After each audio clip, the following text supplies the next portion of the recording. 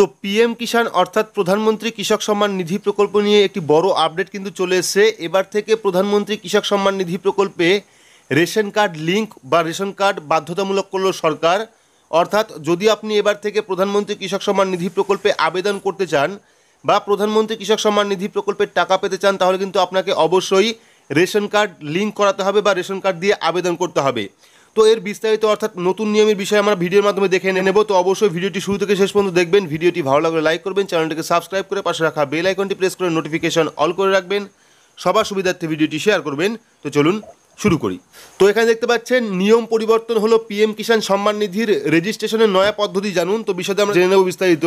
তো প্রধানমন্ত্রী কিষাণ সম্মান নিধি যোজনার নিয়ম পরিবর্তন করছে সরকার। পিএম কিষাণের রেজিস্ট্রেশনে জালিয়াতি রুখতে এখন থেকে রেশন কার্ড বাধ্যতামূলক করা হয়েছে।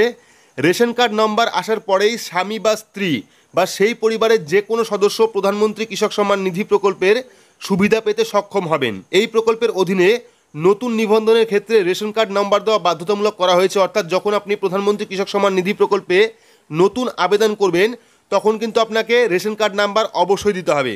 এছাড়া নথির একটি সফট কপি তৈরি করে পোর্টালে আপলোড করতে হবে পিডিএফ ফাইলে। অর্থাৎ রেশন কার্ডের একটা ছবি কিন্তু আপনাকে পিডিএফ ফাইল নিয়ে প্রোফাইলে আপলোড করতে হবে। দ্বিতীয়ত কী আছে, যদি আপনি প্রধানমন্ত্রী কৃষক সম্মান নিধি প্রকল্পের অধীনে প্রথমবার নিবন্ধন করেন, তাহলে আবেদনকারীকে রেশন কার্ড নাম্বার আপলোড করতে হবে। এছাড়াও পিডিএফ আপলোড করতে হবে। এখন আধার কার্ড, ব্যাংকের পাসবুক বা ঘোষণাপত্রের হার্ড কপি জমা না দেওয়া বাধ্যতামূলক বাতিল করা হয়েছে। অর্থাৎ এখন থেকে কিন্তু আধার কার্ড, ব্যাংকের পাসবুক বা ঘোষণাপত্রের hard copy, original copy upload করা বাধ্যতামূলক নয়। এখন নথিগুলির পিডিএফ ফাইল তৈরি করে পোর্টালে আপলোড করতে হবে।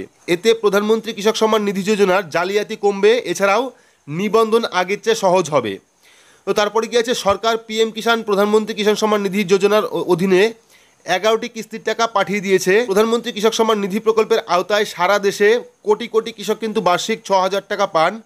সরকার এই অর্থ অনলাইনে কৃষকদের অ্যাকাউন্টে স্থানান্তর করেন। আপনিও যদি একজন কৃষক হন কিন্তু এই প্রকল্পের সুবিধা নিতে সক্ষম না হয়ে থাকেন, তাহলে চিন্তা করার দরকার নেই। আপনি পিএম কিষাণ সম্মান নিধিতে আপনার নাম নথিভুক্ত করতে পারেন, যাতে আপনি সরকারের প্রকল্পের সুবিধা নিতে পারেন। তো ইতিমধ্যেই কিন্তু বিহার এবং উত্তরপ্রদেশে প্রধানমন্ত্রী কৃষক সম্মান নিধি প্রকল্পের সুবিধাভোগী অনেক কৃষককে রিকভারি নোটিশ জারি করা হয়েছে।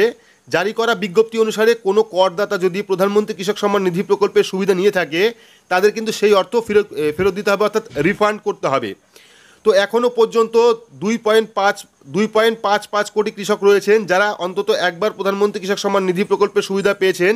এর মধ্যে 6.18 লাখ কৃষক এমন আছেন যাদের আধার নাম্বার ভুলভাবে ডেটাবেসে প্রবেশ করানো হয়েছে, অথবা আবেদন এবং নথিভুক্ত আধার কার্ডের নামের মধ্যে পার্থক্য রয়েছে। এ ধরনের মানুষ পরবর্তীকালে আর এই প্রকল্পের টাকা পাবে না। তো আশা করছি বুঝতেই পেরেছেন, এবার থেকে কিন্তু প্রধানমন্ত্রী কৃষক সম্মান নিধি প্রকল্পে আধার যেমন ম্যান্ডেটারি, ঠিক একইভাবে কিন্তু রেশন কার্ড ম্যান্ডেটারি করা হয়েছে। রেশন কার্ড না আপলোড করলে কিন্তু আপনারা টাকা পাবেন না।